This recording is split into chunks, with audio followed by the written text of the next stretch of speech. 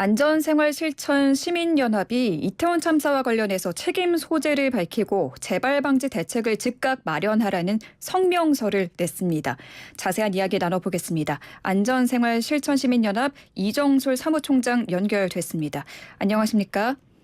네, 안녕하세요. 네. 이정솔입니다. 네, 이태원 사고와 관련해서 정부의 관리 소홀을 지적하는 성명서를 내셨습니다. 어떤 내용인가요? 지금 오은 이태원 참사를 보면은요, 지금까지 그 2007년부터 2020년까지 14년간 지역 축제나 사고가 한 38건이 발생하고, 그 중에 사망자가 한 14명이 나고 172명이 사상자가 발생한 적이 있습니다. 그런데 이번 사태를 보면은 하룻밤에 엄청난 그 젊은이들이 압살을 당하는 그런 불상사가 있어서, 네. 이거는 어느 사건에서 마찬가지로 이런 원인과 그 사유를 제대로 밝혀라. 그래서 시민들이 요구하는 그런 목소리로 우리가 네. 성명서를 발표를 했습니다. 그러니까 원인을 철저히 밝혀야 한다라는 그래야 내용의 성명서를 제대로 된 대책이 나오고 또 후속 이런 유사한 사고가 발생하지 않는다. 특히나 최근에 보면 여러 가지 사건 사고가 많이 나는데 네. 이걸 그냥 어시부시해서 넘어갈 일이 아니다. 철저한 원인 조사와 그 원인 조사를 근거로 해서 제대로 된 대책을 만들어야 다시 이런 사고가 나지 않는다. 그런 뜻에서 그런 성명을 발표했습니다. 네. 이번 이태원 참사는 주최 측이 없는 행사여서 책임 소재를 가리기 어렵다라는 전문가들의 주장이 계속 나오고 있거든요. 이 주장에 대해서는 어떤 생각 갖고 계신지 궁금합니다. 그렇습니다. 이거는 뭐 현행 법상 제가 그 재난안전 축제 안전관리 매뉴얼을 옛날에 현직에 있을 때도 관여를 좀 했었어요. 제대로 된 그 안전 매뉴얼을 넣어야 되는데 지금 그게 빠진 것이 좀 블랭크입니다. 좀 취약점이 있습니다. 제도상에. 물론 제도상 법 제도상의 시스템에 없는 걸 공무원들 보고 무조건 책임져라고 하면은 그거는 또 어불성설이고요. 네. 다만 이런 부분에 대해서 사전에 예방하고 대비한 노력들이 좀 더 있었으면 하는 그런 바람이고요. 그런 시스템이 없었다면은 지금이라도 소잃고 외양간 거치는 그런 심정이라도 네. 제대로 된 시스템을 만들어야 한다고 생각합니다. 그러니까 주최자가 없는 축제 행사에 대해서도 안전관리 매뉴얼을 만들어야 한다라는 주장이신 거죠? 당연하죠. 예. 왜냐하면은 네. 이 이태원 축제 같은 거는 사실은 축제는 매뉴얼상 보면 주로 시장, 군수구청장, 기초자치단체장, 경찰서장, 소방서 이런 기초단체의 그 어떤 핵심적인 업무로 되어 있습니다. 지역안전관리위원회 위원장이 구청장입니다. 그렇기 때문에 그 지역 내에 대규모 인원이 모인다든지 또 매년 이런 많은 축제가 개최되면은 당연히 관심을 가지고 매뉴얼이 없더라도 관심을 가지고 사전에 대비하고 또 회의를 해서 관계 기관 간의 그 역할을 분담하고 또 경제 인력을 배치하고 또 세이프 라인을 설치하고 또 통행로도 확보하고 이런 대책들을 당연히 하는 것은 기초단체장들의 어떤 기본적인 책무고 네. 주민들의 생명과 안전을 지키는 것이 기본적인 책무라고 생각합니다. 제가 이태원 참사 뉴스 특보를 지난 며칠간 보면서 가장 많이 들었던 이야기 중에 하나가 이번 이태원 축제는 주최자가 없기 때문에 안전 매뉴얼이 없었다라는 건데요. 사실 이런 생각이 들더라고요. 주최자가 없는 행사에서 시민의 안전은 그렇다면 누가 지켜주는가. 행사 주체가 없기 때문에 안전 매뉴얼이 없으면은 더더욱 국가나 지자체에서 더 신경을 썼어야 하는 거 아닌 생각도 들고요. 당연히 저도 그렇게 생각합니다. 네, 그건 비슷한 말씀을 해주신 것 같습니다. 하고 없는 건 안 한다 이런 논리는 맞지 않습니다. 왜냐하면은 네. 재난 안전이 사고가 법상 뭐 한 42개 유형이 있습니다만 그 외에도 언제 어떤 유형이 새로운 재난이 또 사회 환경이 변하잖아요. 네. 또 그렇게 되면 생길지 모릅니다. 그렇기 때문에 우리는 그 지역 시장 군수 구청장은 우리 지역에 뭐가 취약 요인이 있는지 다른 지역에 없는 재난 요인이 나지 않는지 이건 항상 진단하고 대비하고 미리 물론 사고만 하면 복구하고 대응은 합니다. 대응하고 네. 복구하고 그건 당연히 해야 되겠지만은 네. 그 전에 나지 않은 사람 죽지 전에 이런 대책을 갖추는 것이 그게 어떤 그 지도자, 관리자의 책임이죠. 네. 우리가 보통 이런 말을 하잖아요. 아는 만큼 보인다. 재난안전관리는 일반 시민들은 사실은 좀 소홀히 해줄 수 있어요. 자기 생애 바쁘고 또 이렇게 이동하다 보면은. 그러나 그 지역을 관리하는 공무원들이나 경찰이나 소방관님들은 고생을 하시지만은 좀 더 이런데 재난안전 분야가 공공의 안전이 제일 핵심이다. 시민들이 자유롭게 생활하고 할 수 있도록 해주는 것이 그 기능 아니겠어요? 네. 그렇기 때문에 미리미리 이런 위험 요인을 파악해서 사실은 제대로 된 대책도 만들고 또 관계기관의 그 역할도 분담시키고 이렇게 하는 게 맞다. 저는 그렇게 생각합니다. 네, 사전 대책의 필요성과 중요성에 네. 대해서 말씀해 주셨는데요. 그러면 이번 사고에서 국가와 지자체의 책임은 어디까지라고 보십니까? 그래요. 그걸 제가 뭐 언론을 통해서 한마디로 단죄하기는 어렵겠는데 저희 보면은 재난기본법에 보면은 국가의 책무와 국민의 책무도 있습니다. 국가와 지방자치단체는 재난의 그 밖의 각종 사고로부터 국민의 생명, 신체 및 재산을 보호할 책무를 지고 재난이나 그 밖의 각종 사고를 예방하고 피해를 줄이기 위해 노력하도록 정해져 있고요. 네. 또 국가나 뭐 지자체만 하는 것이 아니고 사실 국민들도 우리가 무조건 그 뭐 자유방임적으로 하라는 게 아니고 국민들도 국가와 지방자치단체가 재난안전관리 업무를 수행할 때 최대한 협조하도록 이렇게 돼 있기 때문에 이 재난이라는 것이 정부의 힘만으로 또 국민의 힘만으로는 될 수 없고 서로 협치를 해서 안전문화를 확산하는 그런 노력을 지속적으로 해나가야 된다. 그렇게 생각합니다. 정부와 시민이 함께 이 안전 함께. 사고에 대해서 좀 대비를 하고 예, 만들어가야 그렇습니다. 한다라고 말씀해 주셨습니다. 네. 지금 이상민 장관이 뒤늦게 사과를 하긴 했지만 계속 논란이 되고 있죠. 행정안전부 장관과 관련 지자체죠. 용산구청장이 이번 참사를 두고 안전인력 관리나 지자체 대응에는 문제가 없다는 취지의 발언을 했습니다. 어떻게 네. 보셨는지요? 오늘 보니까 경찰청장도 저 기자회견을 하면서 그 119 신고 대응이 미흡했다고 책임을 인정하고 엄중히 수사하겠다고 밝혔고요. 또 행안위에서 이상민 장관께서도 사과를 하고 그 앞으로 수습 복구에 최선을 다하겠다고 이야기를 한 걸 봤어요. 네. 제가 보기에도 잘했다고 생각합니다. 사실은 이 재난관리 책임자들은 이에 책임이 있다 없다 그걸 떠나서 무한 책임입니다. 사고가 나면은 그에 대한 어떤 시민들이 자기가 범죄를 저질러서 사고 난 건 아니지 않습니까? 그래서 우리가 그 생활을 관리하는 도시를 관리하는 그 지역의 책임자라든지 또 재난을 총괄하는 부서는 항상 최종 결론이 나기 전까지는 충분한 그 도의적 책임을 느낀다는 그런 자세로 일을 한다면 국민들의 마음을 조금 더 다가가지 않겠나 그렇게 생각을 합니다. 네.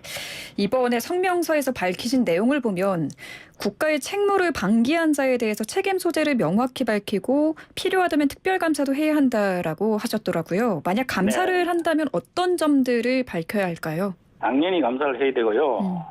제가 본 데는 행안부에도 안전감찰 담당관실이 있어요. 안전에 대해서 어떤 잘잘못을 따지는 조직이 있고 네.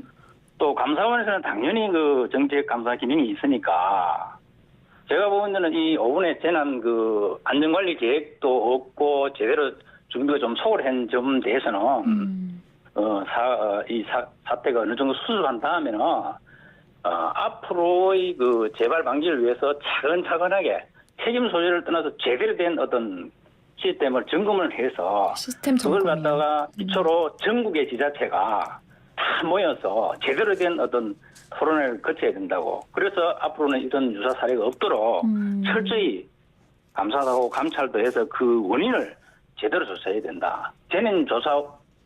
조사위원회가 있어야죠. 원인조사위원회. 네. 그것도 가동해서 전문가들의 입장에서 제대로 된 어떤 실태를 좀 파악했으면 좋겠다. 지금 보면 너무나 불확실한 것이 많고 네. 여러 가지 미흡한 점이 저는 전문가로서 볼 때는 많이 눈에 띄거든요. 그런 부분을 계속 보완해 나가야 된다. 그렇게 생각합니다. 그러면은 그 안전사고에 대비해서 어떤 것들이 좀 현실적으로 개정이 돼야 할까요? 개정돼야 될 것은 축제, 공연, 행사장 안전 매뉴얼을 갖다가 지금 뭐 앞으로 검토한다는데 제 생각에는 당장 고쳐야 하고요. 재난 및 안전관리 기본법에도 관련 규정을 강제적으로 좀 담아서 체계적으로 관리해야 될 것 같습니다. 네. 제가 보건대는 지금 축제에는 세 가지 그 특성이 있어요. 야간이나 일을 마친 등 시간적 제약, 위험성, 또 바다, 산, 또 뭐 이런 데는 장소적 제약. 네. 축제는 밤에도 걸리고 야간에도 걸리고 바다 근처도 걸리고 이런 데 하지 않습니까? 그다음에 화약이라든지 불꽃이라든지 유등축제, 억새 태우기 등 그 소재의 특성 이런 세 가지 특성들이 제대로 잘 반영이 된 어떤 매뉴얼들을 만들고 특히나 네. 오늘 이태원 사태를 보면은 좁은 골목에 야간이잖아요. 네. 심야 이 여러 가지 요인들이 한번에 겹쳤어요. 그래서 네. 이런 사태가 나지 않았냐. 이런 특성들을 잘 고려해서 매뉴얼을 준비하고 후속 대책을 강구해 나가야 될 것 생각합니다. 네. 이번에 이 참사가 일어나고 전문가들이 재발 방지 대책으로 주장하고 있는 내용들을 보면은 1제곱미터당 5명 이하의 인파 관리 매뉴얼을 만들자라는 제안이 있습니다. 네. 밀집도 기준을 세우자라는 건데요. 이런 관리 매뉴얼에 대해서는 어떻게 생각하십니까? 네, 미국이나 일본 등 선진국에서는 벌써 그런 어떤 수치적으로 과학적인 근거에 의한 어떤 인파 관리 매뉴얼을 만들고 또 활용하고 있는 걸로 알고 있습니다. 아쉽게도 우리나라는 일부 뭐 학자들이 주장은 했지만 제대로 된 그런 논의가 아직 확산되지 못했어요. 5분 기회를 통해서 그런 검토도 우리나라에서도 같이 검토해서 빨리 도입하고 추진할 수 있도록 조치를 했으면 좋겠습니다. 네. 이에 제가 말씀드리면 이태원 그 인파의 어떤 사고를 보고 지하철이잖아요. 네.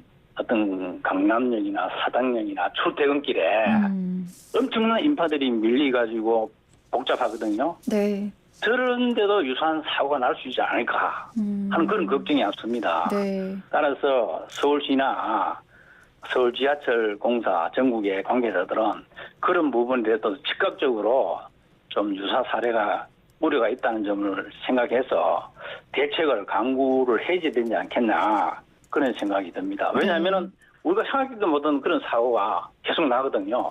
지금 출퇴근길에 보면은 엄청난 그 인파로 혼잡스러운 점이 많습니다. 예.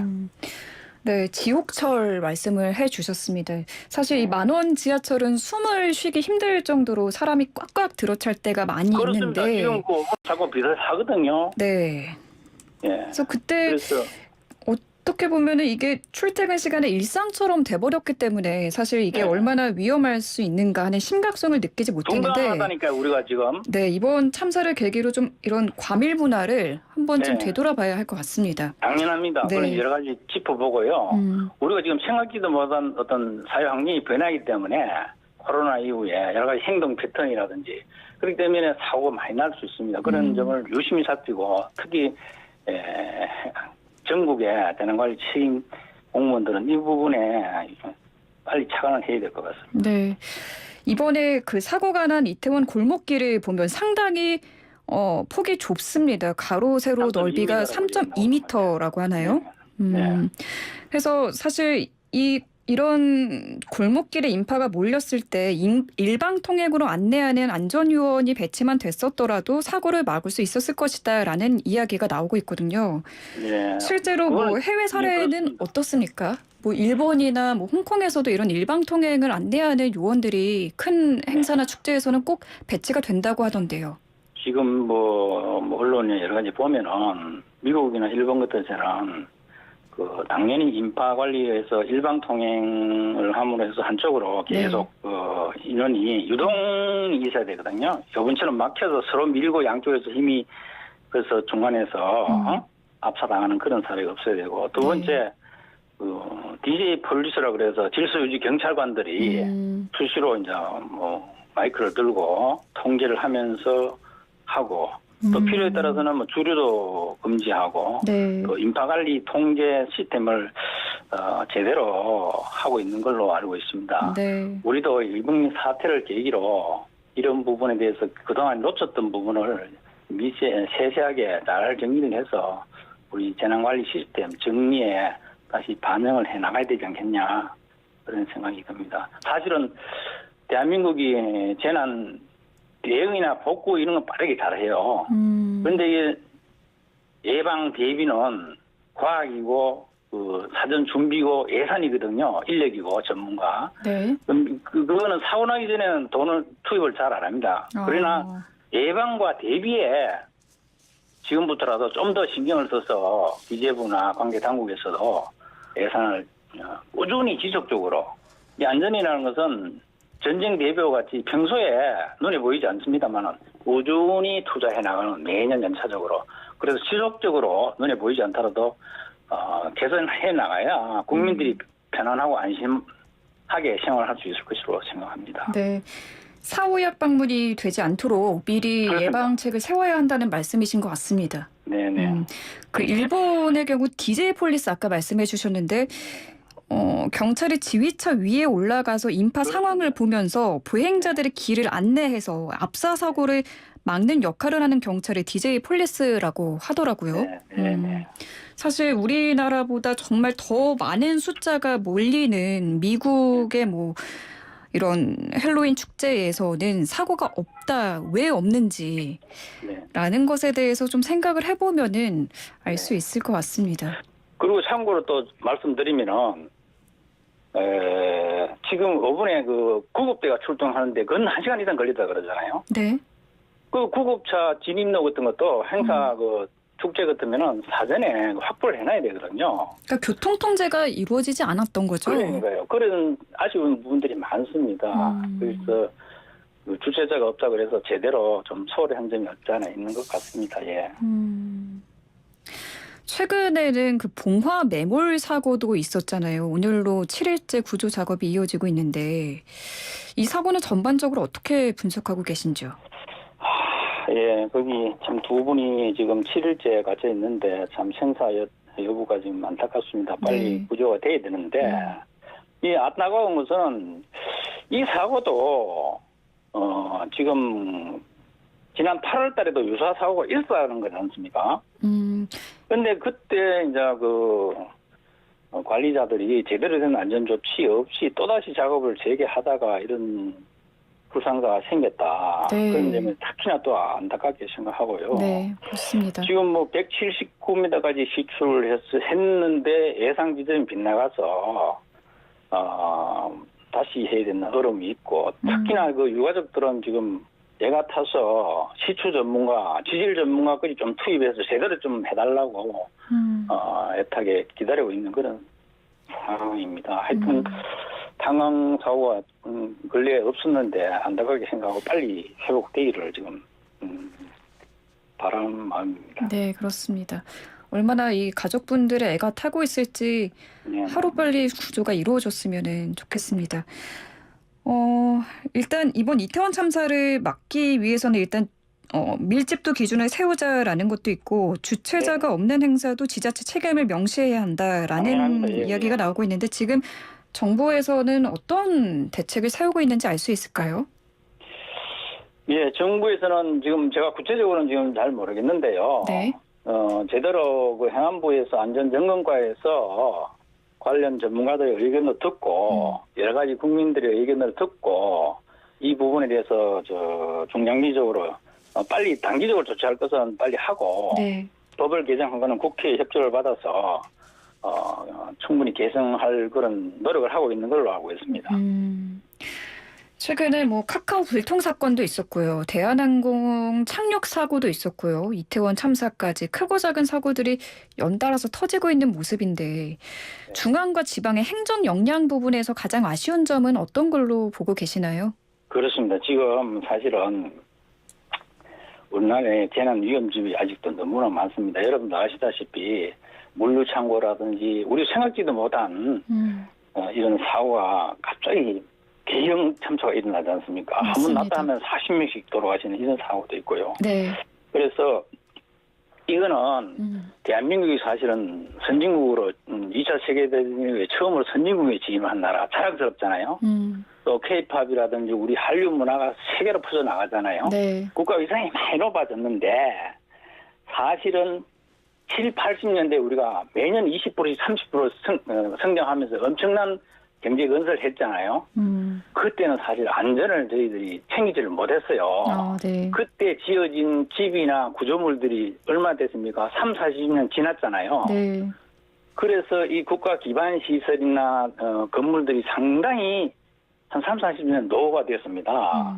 그래서 곳곳에 사실은 많은 그 위험이 도사리고 있어요. 그래서 이걸 지금도 뭐 매년 국가안전 대진단이라고 해서 매년 뭐 2, 3개월씩 전 기관이 참여해서 진단도 하고 점검도 하고 뭐 보수도 하고 합니다만은 네. 국가가 제대로 이 부분에 기본 계획을 세워서 국토를 다시 대개조한다 이런 차원에서 관련 시설에 대한 인력과 지원이 제대로 이루어져서 앞으로 정부와 미래화 시대에 대한민국이 새롭게 태어나는 안전도 선진국으로 가는 그런 좀 모습을 보였으면 좋겠습니다. OECD 사실은 37개 회원국 중에 우리나라가 교통사고나 산재 이런 걸 보면 상당히 높아요. 중하위권으로 되어 있습니다. 이것도 우리나라 선진국으로 5위 안으로 들어갈 수 있도록 이런 노력을 했으면 좋겠습니다. 네. 국민이 안전하게 살 수 있는 나라를 만들어가는데 정부의 대책이 좀 더 촘촘하게 만들어져야 한다라는 말씀에 깊이 동감을 합니다. 오늘 말씀 너무 잘 들었습니다. 감사합니다. 네네, 고맙습니다. 네, 지금까지 안전생활실천시민연합 이정술 사무총장과 함께했습니다.